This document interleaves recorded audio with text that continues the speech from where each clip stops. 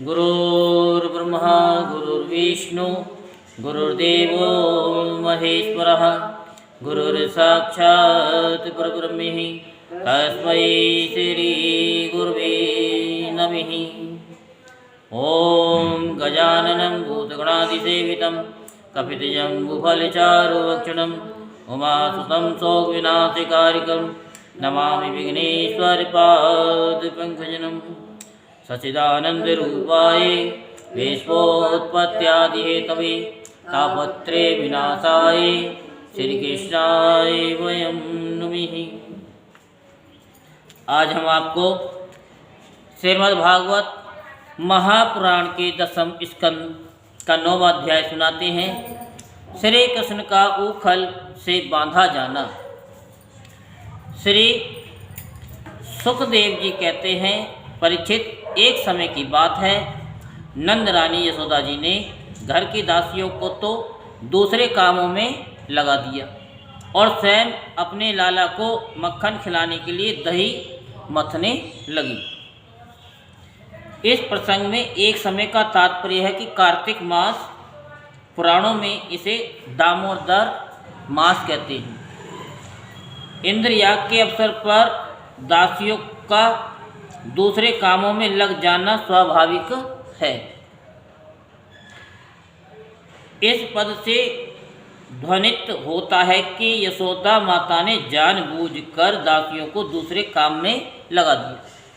यशोदा नाम उल्लेख करने का अभिप्राय यह है कि अपने विशुद्ध वात्सल्य प्रेम के व्यवहार से षडेश्वरशाली भगवान को भी प्रेमाधीनता भक्त वश्यता के कारण अपने भक्तों के हाथों बंध जाने का यश यही देता है।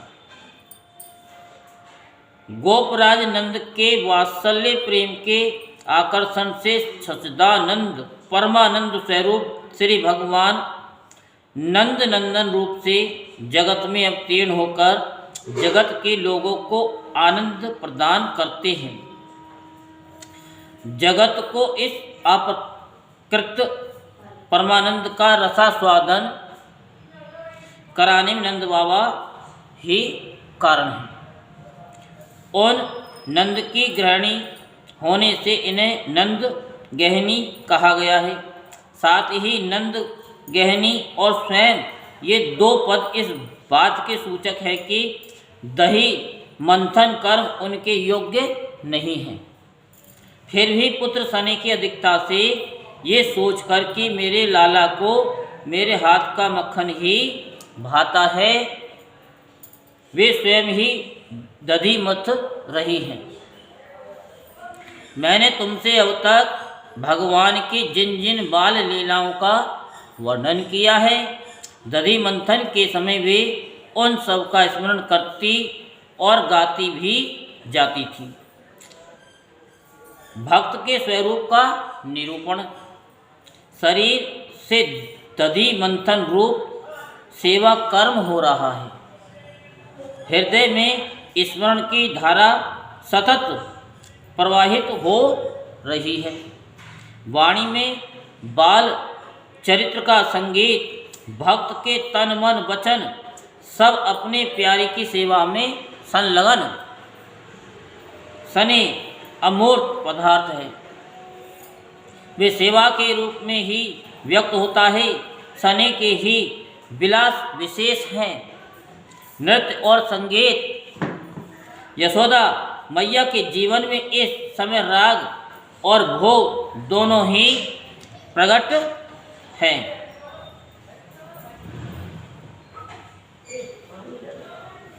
वे अपने स्थूल कटी भाग में सूत से बांधकर रेशमी लहंगा पहने हुई थी।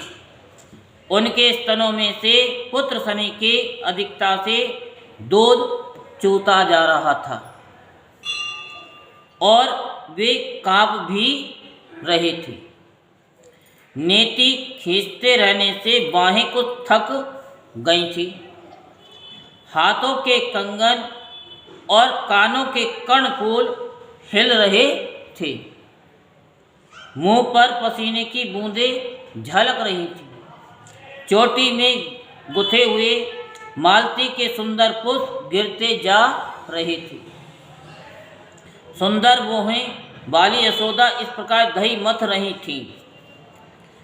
कमर में रेशमी लहंगा डोरी से कसकर बंधा हुआ है, अर्थात जीवन में आलस्य, प्रमाद, असावधानी नहीं है। सेवा कर्म में पूरी तत्परता है।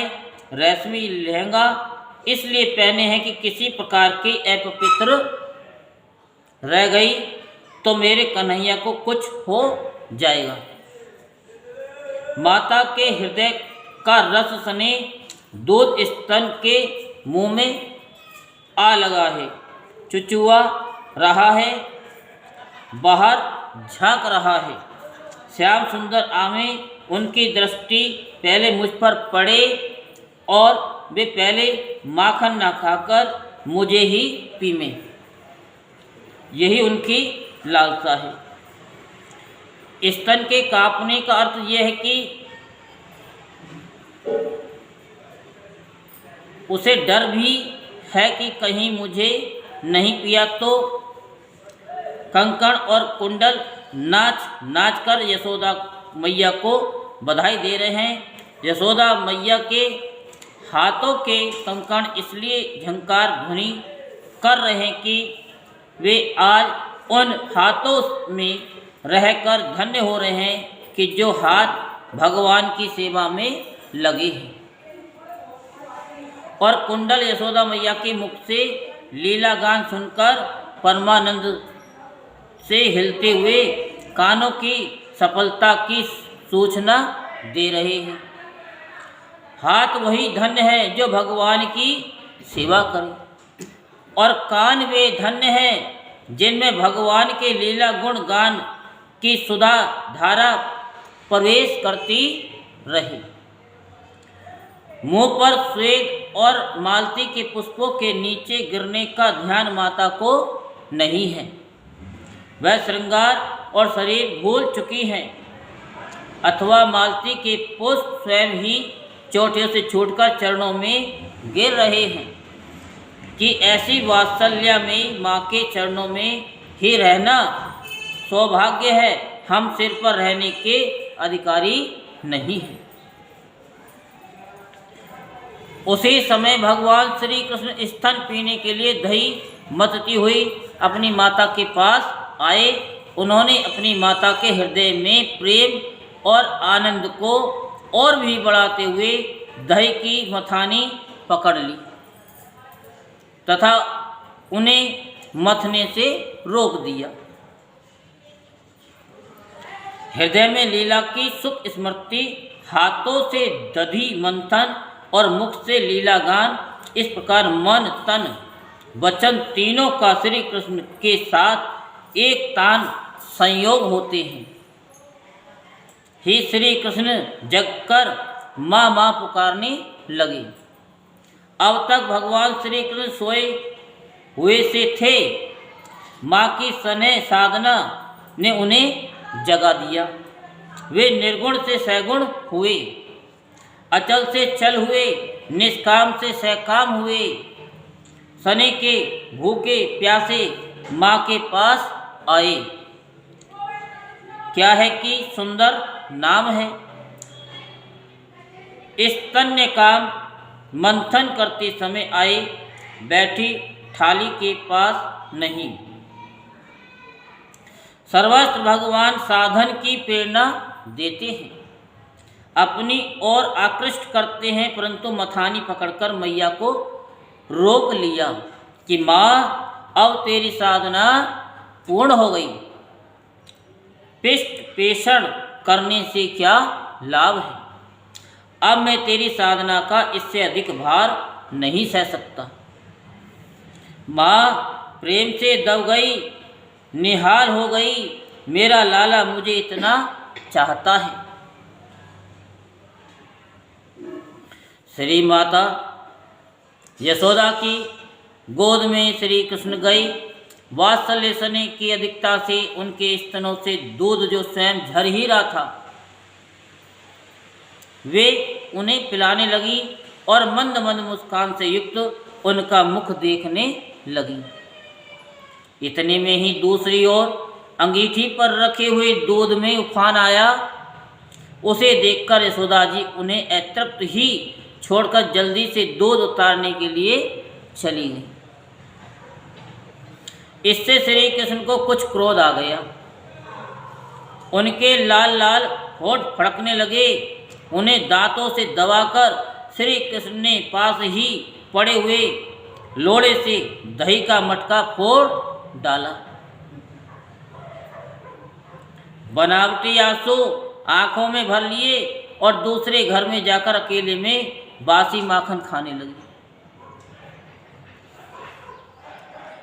श्री कृष्ण के होठ फड़के क्रोध होठों का स्पर्श पाकर कृतार्थ हो गया। लाल लाल होठ श्वेत श्वेत दूध की दांतुलियों से दबा दिए गए, मानो सत्वगुण रजोगुण पर शासन कर रहा हो, ब्राह्मण क्षत्रिय को शिक्षा दे रहा हो। वे क्रोध उतरा दधि मंथन के मटके पर। उसमें एक असुर आ बैठा था। दम्भ ने कहा, काम क्रोध और अतृप्ति के बाद मेरी बारी है। वह आंसू बनकर आंखों में छलक आया। श्री कृष्ण अपने भक्तजनों के प्रति अपनी ममता की धारा उड़ेलने के लिए क्या क्या भाव नहीं अपनाते। ये काम क्रोध लोभ और दम्भ भी आज ब्रह्म संस्पर्श प्राप्त करके धन्य हो गए। श्री कृष्ण घर में घुसकर बासी मक्खन गटकने लगे, मानो माँ को दिखा रहे हो कि मैं कितना भूखा हूँ। प्रेमी भक्तों के प्रसाद भगवान नहीं है, भगवान की सेवा है। ये भगवान की सेवा के लिए भगवान का भी त्याग कर सकते हैं। मैया के अपने हाथों दुआ हुआ ये पद्मगंधा गायों का दूध श्री कृष्ण के लिए ही गर्म हो रहा था। थोड़ी देर के बाद उनको पिलाना था। दूध उफन जाएगा तो मेरे लाला भूखे रह जाएंगे, रोएंगे। इसलिए माता ने उन्हें नीचे उतारकर दूध को संभाला।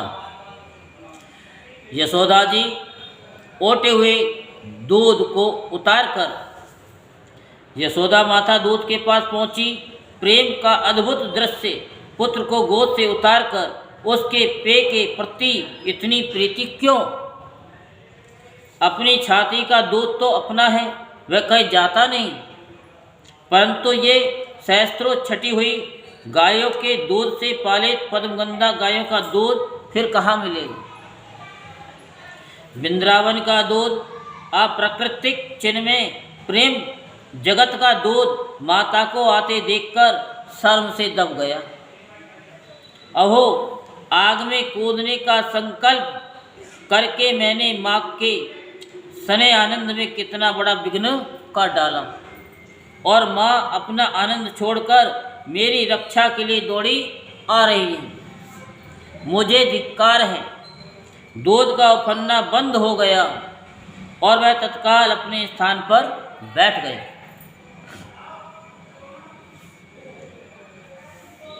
फिर मथने के घर में चली आई। वहाँ देखती हैं तो दही का मटका टुकड़े टुकड़े हो गया। वे समझ गई कि ये सब मेरे लल्ला के ही करतूत है। साथ ही उन्हें वहाँ न देखकर यशोदा माता हंसने लगी। इधर उधर ढूंढने पर पता चला कि श्री कृष्ण एक उल्टे हुए ओखल पर खड़े और छीके पर का माखन ले लेकर बंदरों को खूब लुटा रही है। उन्हें ये भी डर है कि कहीं मेरी चोरी खुल ना जाए, इसलिए चौकन्ने होकर चारों ओर ताकते जाते हैं। ये देखकर यशोदा रानी पीछे से धीरे धीरे उनके पास जा पहुंची। भीत होकर भागते हुए भगवान हैं। अपूर्व झांकी है ऐश्वर्य की, तो मानो मैया के वात्सल्य प्रेम पर नौछावर करके ब्रज के बाहर ही फेंक दिया है। कोई असुर अस्त्र लेकर आता तो सुदर्शन चक्र का स्मरण करते मैया की छड़ी का निवारण करने के लिए कोई भी अस्त्र नहीं है। भगवान की ये भयभीत मूर्ति कितनी मधुर है, धन्य इसको, इस भय को।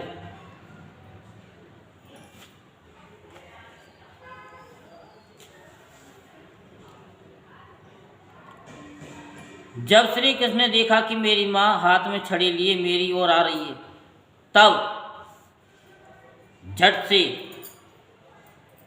ओखली पर से कूद पड़े और डरे हुए की भांति भागे। परीक्षित बड़े योगी तपस्या के द्वारा अपने मन को अत्यंत सूक्ष्म और शुद्ध बनाकर भी जिनमें प्रवेश नहीं करा पाते, पाने की तो बात दूर रही, उन्हीं भगवान के पीछे पीछे उन्हें पकड़ने के लिए यशोदा जी दौड़ी। जब इस प्रकार माता यशोदा श्री कृष्ण के पीछे दौड़ने लगी, तब कुछ ही देर में बड़े हर्ष एवं हिलते हुए नितंबों के कारण उनकी चाल धीमी पड़ गई। वेग से दौड़ने के कारण चोटी की गांठें ढीली हो गई। वे जो जो आगे बढ़ती, पीछे पीछे चोटी में गुथे हुए फूल गिरते जाते। इस प्रकार सुंदरी यशोदा जो जो करके उन्हें पकड़ सकी। माता यशोदा के शरीर और श्रृंगार दोनों ही विरोधी हो गई। तुम प्यारे कन्हैया को क्यों खदेड़ रही हो? परंतु मैया ने पकड़कर ही छोड़ा।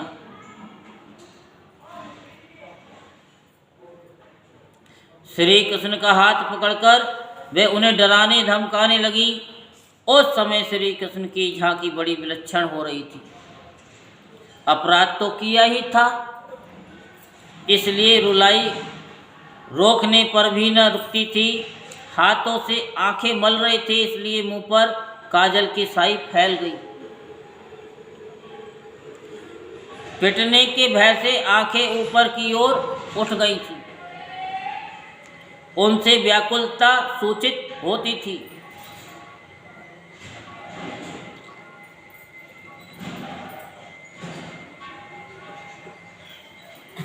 विश्व के इतिहास में भगवान के संपूर्ण जीवन में पहली बार स्वयं विश्वेश्वर भगवान माँ के सामने अपराधी बनकर खड़े हुए हैं। मानव अपराधी भी मैं ही हूँ, इस सत्य का प्रत्यक्ष करा दिया। बाएं हाथ से दोनों आंखें रगड़ रगड़ कर मानो उनसे कहलाना चाहते हो कि ये किसी कर्म के कर्ता नहीं है। ऊपर इसलिए देख रहे हैं कि जब माता ही पीटने के लिए तैयार है, तब मेरी सहायता और कौन कर सकता है। नेत्र भेद से विहल हो रहे हैं। वे भले ही कह दें कि मैंने नहीं किया, हम कैसे कहें, फिर तो लीला ही बंद हो जाएगी। माँ ने डांटा, रे अशांत प्रकृति वानर बंधो मथानी स्फोटक, अब तुझे मक्खन कहाँ से मिलेगा। आज मैं तुझे ऐसा बांधूंगी कि न तो तू ग्वाल वालों के साथ खेल ही सकेगा और न माखन चोरी आदि ऊधम ही मचा सकेगा।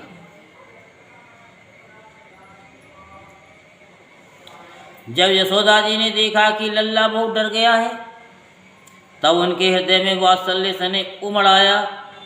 उन्होंने छड़ी फेंक दी। इसके बाद सोचा कि इसको एक बार रस्सी से बांध देना चाहिए, नहीं तो ये कहीं भाग जाएगा। परीक्षित, सच पूछो तो यशोदा मैया को अपने बालक के ऐश्वर्य का पता न था। क्या पता नहीं था? अरे मैया मोई मत मार। माता ने कहा, यदि तुझे पीटने का इतना डर था तो मटका क्यों फोड़ा? श्री कृष्ण, अरे मैया मैं अब ऐसा कभी नहीं करूँगा, तो अपने हाथ से छड़ी डाल दे। श्री कृष्ण का भोलापन देखकर मैया का हृदय भर आया। वात्सल्य सने के समुद्र में ज्वार आ गया। वे सोचने लगी कि लाला अत्यंत डर गया है। कहीं छोड़ने पर ये भागकर वन में चला गया तो कहाँ भटकता फिरेगा, भूखा प्यासा रहेगा, इसलिए थोड़ी देर तक बांध कर रख लूँ। दूध माखन तैयार होने पर मना लूँगी। यही सोच विचार कर माता ने बांधने का निश्चय किया और बांधने से वात्सल्य ही हेतु था। भगवान के ऐश्वर्य का ज्ञान दो प्रकार का होता है, एक तो साधारण प्राकृतिक जीवों को और दूसरा भगवान के नित्य सिद्ध प्रेमी परिकर को। यशोदा मैया आदि भगवान की स्वरूपभूता चिन्मयी लीला के अप्राकृतिक नित्य सिद्ध परिकर हैं। भगवान के प्रति वात्सल्य भाव, शिशु प्रेम की गाढ़ता के कारण ही उनका ऐश्वर्य ज्ञान अधिभूत हो जाता है, अन्यथा उनमें अज्ञान की संभावना ही नहीं है। इनकी स्थिति तुरीयावस्था अथवा समाधि का भी अतिक्रमण करके सहज प्रेम में रहती है। वहाँ प्राकृतिक अज्ञान मोह रजोगुण और तमोगुण की तो बात ही क्या, प्राकृतिक सत्व की भी गति नहीं है। इसलिए इनका ज्ञान भी भगवान की लीला की सिद्धि के लिए उनकी लीला शक्ति का ही एक चमत्कार विशेष है। दीवार से सट करके कभी कथा नहीं सुनती, पांडाल में भी बैठ करके बाँस के खम्भे के सहारे बैठ करके कथा श्रवण नहीं करते। क्यों? क्योंकि उस बाँस में जो गांठें होती हैं और जो हमारे रीढ़ की हड्डी में गांठें होती हैं वो खुल नहीं पाती। जब हम सीधे बैठते हैं, तुम्हें तो पता है 7 गांठें हैं, 7 चक्र होते हैं, वो धीरे धीरे खुलते हैं जब हम दीवार से सटे नहीं होते, किसी का हम सहारा नहीं लेते। कुर्सी पे भी बैठते हैं तो सीधे बैठते, ना कि पीछे होकर के नहीं बैठते, आगे होकर के। मैं आगे कह रहा हूँ तो पीछे जा रही है। अच्छा, तो गांठें खुल जाती। समझ में आ रही है? दीवार के सहारे नहीं, दीवार में नहीं सकते। फिर भी हमारा काम है समझाने का कि दीवार का सहारा नहीं लेती, क्योंकि हम जड़ का अगर सहारा लेंगे तो हम भी जड़ ही बन जाएंगे। तभी तक हृदय में जड़ता रहती है जब तक चेतन का स्फुरण नहीं होता। श्री कृष्ण के हाथ में आ जाने पर यशोदा माता ने बांस की छड़ी फेंक दी। ये सर्वदा स्वाभाविक है। मेरी ये तृप्ति का प्रयत्न छोड़कर छोटी मोटी वस्तु पर दृष्टि डालना केवल अर्थ हानि का ही हेतु नहीं है। मुझे भी आंखों से ओझल कर देता है, परंतु सब कुछ छोड़कर मेरे पीछे दौड़ना मेरी प्राप्ति का हेतु है। क्या मैया के चरित्र से इस बात की शिक्षा नहीं मिलती? मुझे योगियों की भी बुद्धि नहीं पकड़ सकती, परंतु जो सब ओर से मुंह मोड़कर मेरी ओर दौड़ता है, मैं उसकी मुट्ठी में आ जाता हूँ। यही सोचकर भगवान यशोदा के हाथों पकड़े गए। तो ये हमने जो बताया, जड़ता को हमको छोड़ना है। और जड़ता कब छूटेगी? जब हम सीधे बैठेंगे। क्यों बताया? उसका कारण है, क्योंकि अगर हम कथा सुन रहे हैं, हम जड़ता को छोड़ देंगे तो कभी भी हमें कुर्सी पे नहीं बैठना पड़ेगा, और नहीं तो फिर अधिकतर फिर कुर्सी पे बैठते बुढ़ापे में। तो बुढ़ापा ना आए इसलिए शुरू से ही पालती मार करके बैठना चाहिए। अब जो कुर्सी पे आ गए भैया वो तो मुश्किल ही है, नीचे ज़मीन पे पालती मार के बैठ सके। तो इसीलिए पहले से ही प्रयास किया जाए कि हमको कुर्सी पे बैठने की आदत ना लगे और हमारे जीवन में रोग आदि ना लगे। तो ये आपको बताया, जिसमें ना बाहर है ना भीतर है, न आदि है न अंत है, जो जगत के पहले से भी है, बाद में भी रहेंगे, इस जगत के भीतर तो है ही, बाहरी रूपों में भी है, और तो क्या जगत के रूप में भी स्वयं वही है। कौन? भगवान। तो श्री कृष्ण की ब्रह्म रूपता बताई गई है कि उपनिषदों में जैसे ब्रह्म का वर्णन है अपूर्वम, अनपरम, अंतरम, अवयम इत्यादि, वही बात यहाँ श्री कृष्ण के संबंध में है।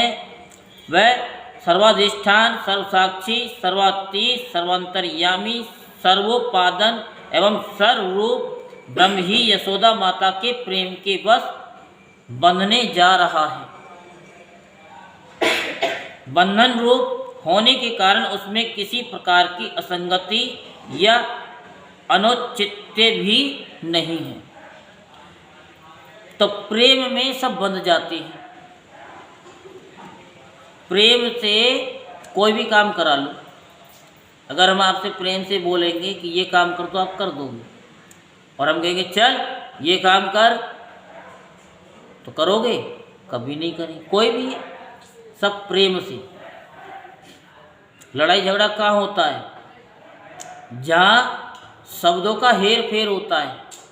अगर किसी को अपने बस में करना है तो उसका मंत्र भी हम कल आपको बताएंगे कि कैसे पति को वश में किया जाता है, कैसे बच्चों को वश में किया जाता है, कैसे पड़ोसियों को वश में किया जाता है। तो वो मंत्र हम आपको कल बताएंगे।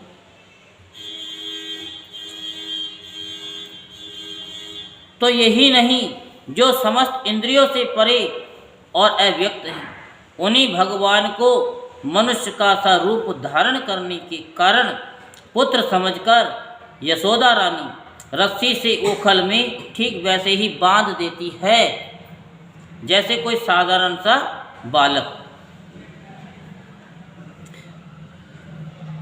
ये फिर कभी उखल पर जाकर ना बैठे, इसके लिए उखल से बांधना ही उचित है, क्योंकि खल का अधिक संग होने पर उससे मन में उद्वेग हो जाता है।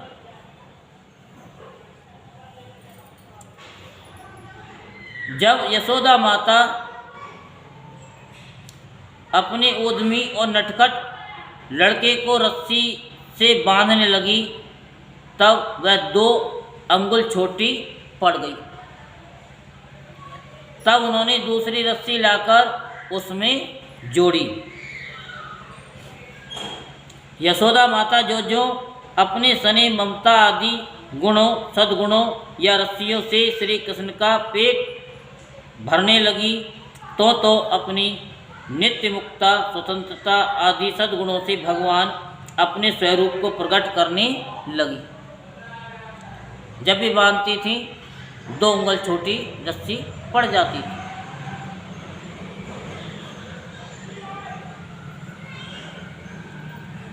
तब उन्होंने दूसरी रस्सी ला करके उसमें जोड़ी। जब वह भी छोटी हो गई तब उसके साथ और जोड़ी। इस प्रकार वे जो जो रस्सी लाती और जोड़ती गईं, तो जुड़ने पर भी वे सब 2 अंगुल छोटी पड़ती गईं।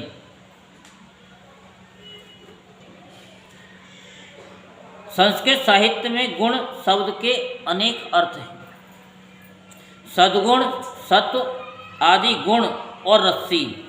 सतरज गुण भी अखिल ब्रह्मांड नायक त्रिलोकी नाथ भगवान का स्पर्श नहीं कर सकती।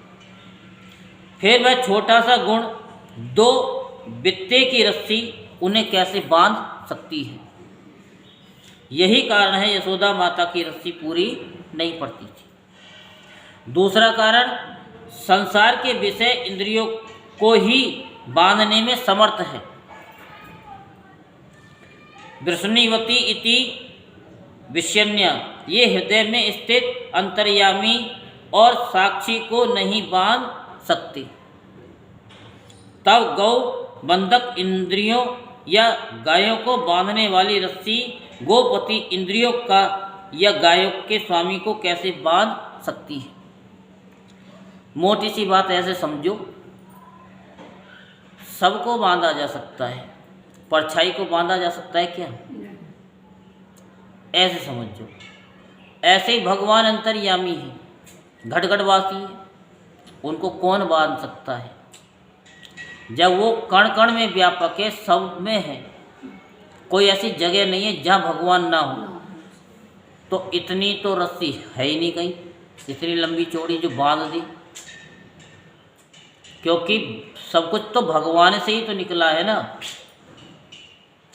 संसार से तो भगवान नहीं निकले।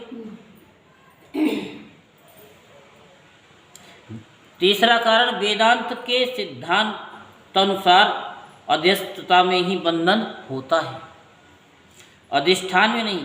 भगवान श्री कृष्ण का उदर अनंत कोटि ब्रह्मांडों का अधिष्ठान है, उसमें भला बंधन कैसे हो सकता है? चौथा कारण, भगवान जिसको अपनी कृपा प्रसाद पूर्ण दृष्टि से देख लेते हैं, वही सर्वदा के लिए बंधन से मुक्त हो जाता है। यशोदा माता अपने हाथ में जो रस्सी उठाती, उसी पर श्री कृष्ण की दृष्टि पड़ जाती, वह स्वयं मुक्त हो जाती, फिर उसमें गांठ कैसे लगती? पांचवा कारण, कोई साधक यदि अपने गुणों के द्वारा भगवान को रिझाना चाहे तो नहीं रिझा सकता। मानो यही सूचित करने के लिए कोई भी गुण भगवान के उदर को पूर्ण करने में समर्थ नहीं हुआ। रस्सी 2 अंगुल ही कम क्यों हुई, इस पर कहते हैं, भगवान ने सोचा कि जब मैं शुद्ध हृदय भक्तजनों को दर्शन देता हूँ, तब मेरे साथ एकमात्र सत्गुण से ही संबंध की स्फूर्ति होती है, रज और तम से नहीं। इसलिए उन्होंने रस्सी को 2 अंगुल कम करके अपना भाव प्रकट किया। दूसरा, उन्होंने विचार किया कि जहाँ नाम और रूप होते हैं, वहीं बंधन भी होता है। मुझ परमात्मा में बंधन की कल्पना कैसे, जब ये दोनों ही नहीं है? तो 2 अंगुल की कमी का यही रहस्य है। तीसरा, 2 वृक्षों का उद्धार करना है, यही क्रिया सूचित करने के लिए रस्सी 2 अंगुल कम पड़ गई। चौथा कारण, भक्त कृपा से द्वैतानुरागी भी मुक्त हो जाता है और असंग भी प्रेम से बंध जाता है, यही दोनों भाव सूचित करने के लिए रस्सी 2 अंगुल कम हो गई। पांचवा कारण, यशोदा माता ने छोटी बड़ी अनेकों रस्सियां अलग अलग और एक साथ भी भगवान की कमर में लगाई, परंतु वे पूरी न पड़ी, क्योंकि भगवान में छोटे बड़े का कोई अंतर नहीं है। ऋषियों ने कहा कि भगवान के समान अनंतता, अनादिता और विभुता हम लोगों में नहीं है, इसलिए इनको बांधने की बात बंद करो। अथवा जैसे नदियाँ समुद्र में समा जाती है, वैसे ही सारे गुण, सारी रस्सियाँ, अनंत गुण भगवान में लीन हो गई, अपना नाम रूप खो बैठे। ये 2 भाव सूचित करने के लिए रस्सियों में 2 अंगुल की न्यूनता हुई। यशोदा रानी ने घर की सारी रस्सियाँ जोड़ दी, फिर भी वे भगवान श्री कृष्ण को न बांध सकी।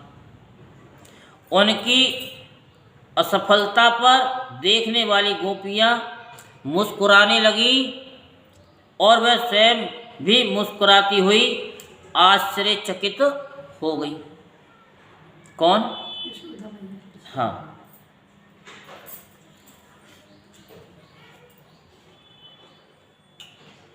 वे मन ही मन सोचती, इसकी कमर मुट्ठी भर की है, कमर तो मुट्ठी भर की है, फिर भी सैकड़ों हाथ लंबी रस्सी से ये नहीं बंधता है। कमर तिल मात्र भी मोटी नहीं होती, रस्सी एक अंगुल भी छोटी नहीं होती, फिर भी वह बंधता नहीं। कैसा आश्चर्य है! एक बार 2 अंगुल की ही कमी होती है, न कि 3 की, न 4 की, न 1 की। ये कैसा अलौकिक चमत्कार है! भगवान श्री कृष्ण ने देखा कि मेरी माँ का शरीर पसीने से लथपथ हो गया है, चोटी में गुथी हुई मालाएं गिर गई हैं और वे थक सी गई हैं। तब कृपा करके वे स्वयं ही अपनी माँ के बंधन में बंध गई।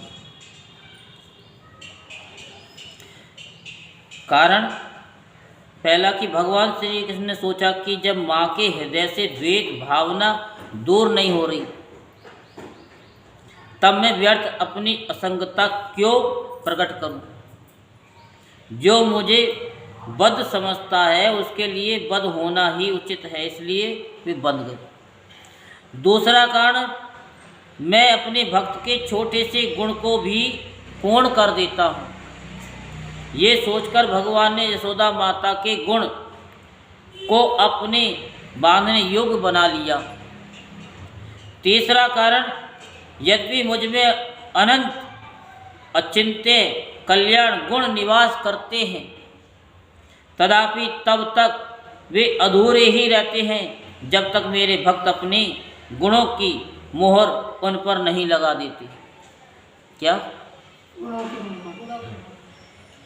यही सोचकर यशोदा मैया के गुणों, वात्सल्य, स्नेह आदि और रज्जु से अपने को पूर्णोत्तर दामोदर बना लिया। अब चौथा कारण, भगवान श्री कृष्ण इतने कोमल हृदय है कि वे अपने भक्त के प्रेम को पुष्ट करने वाला परिश्रम भी सहन नहीं करते। वे अपने भक्त को परिश्रम से मुक्त करने के लिए स्वयं ही बंधन स्वीकार कर लेते हैं।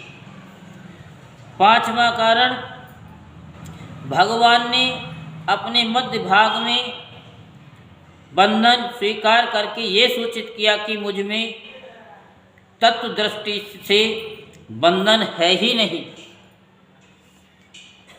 कौन सी दृष्टि से? तत्व। क्योंकि जो बहुत आगे पीछे ऊपर नीचे नहीं होती, केवल बीच में भासती है, वह झूठी होती है। इसी प्रकार ये बंधन भी झूठा है। छठा कारण, भगवान किसी की शक्ति, साधन या सामग्री से नहीं बंधते। यशोदा जी के हाथों श्याम सुंदर को न बंधते देखकर पास पड़ोस की ग्वालिनें इकट्ठी हो गईं और कहने लगी, यशोदा जी, लाला की कमर तो मुट्ठी भर की है और छोटी सी किंकणी इसमें रुनझुन कर रही है। अब ये इतनी रस्सियों से नहीं बनता तो जान पड़ता कि विधाता ने इसके ललाट में बंधन लिखा ही नहीं है, इसलिए अब तुम ये उद्योग करना छोड़ दो। यशोदा मैया ने कहा, चाहे संध्या हो जाए और गांव भर की रस्सी क्यों ना इकट्ठी करनी पड़े, पर मैं इसे बांध कर ही छोड़ूंगी। यशोदा जी का यह हट देखकर भगवान ने अपना हट छोड़ दिया, क्योंकि जहाँ भगवान और भक्त के हट में विरोध होता है, वहाँ भक्त का ही हट पूरा होता है। भगवान बंधते हैं तब जब भक्त की थकान देखकर कृपा पर वश हो जाते हैं। भक्त के श्रम और भगवान की कृपा की कमी ही 2 अंगुल की कमी है।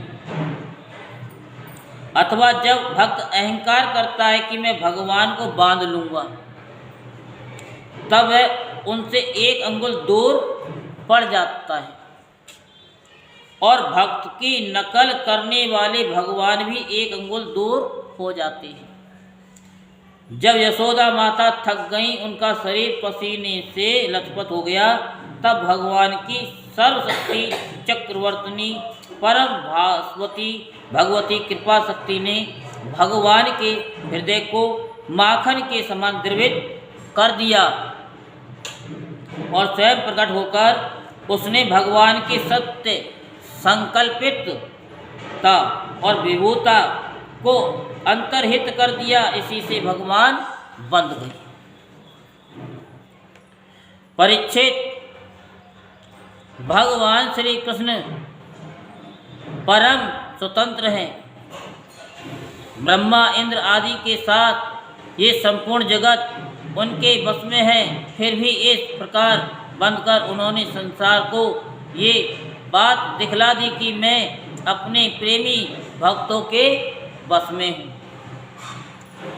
ऐसे नहीं लोग गाते, प्रेम के बंधन में भगवान बंध गए, प्रेम के बंधन में भगवान बंध गए।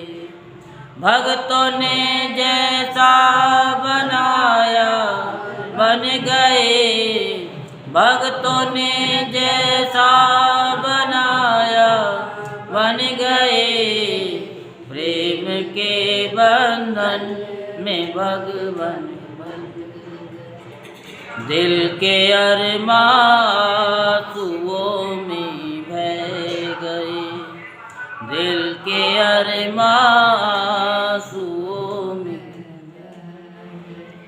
हम वफा करके भी तन्हा रह गए, हम वफा करके भी तन्हा रह गए, दिल के अरमां आंसुओं में। जब भक्त के आंसू बहते हैं प्रेम में, ये गाना नहीं है, कभी तुम सोचो गाना है, ये भी एक भजन है। जब तक आंसू टप टप नहीं भक्त के गिरेंगे तो भगवान कभी नहीं आएंगे, ना बंधेंगे।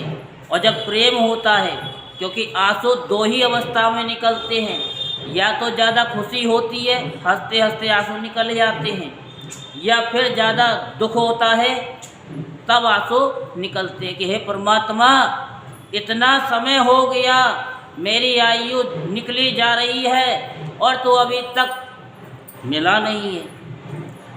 और जब वो हृदय से हिलोर मार मार करके रोता है, जैसे कोई छोड़ के चला जाए, उसके लिए हिलोर आती हैं, ऐसी हिलोर अगर जिस दिन आ जाएगी परमात्मा के लिए, परमात्मा दौड़ करके तुम्हारे अंदर से जो है बाहर प्रकट हो जाएगा।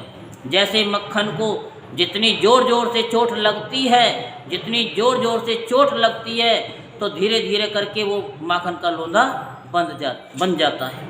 तो ऐसे ही भगवान भी भक्त की परीक्षा लेते हैं। तो ये बताया कि भगवान भक्त के प्रेम, 2.5 अक्षर प्रेम का जो पढ़ ले वही ज्ञानी ध्यानी है, वही सब कुछ है, और वही परमात्मा को पा सकता है, अन्यथा कोई नहीं पा सकता।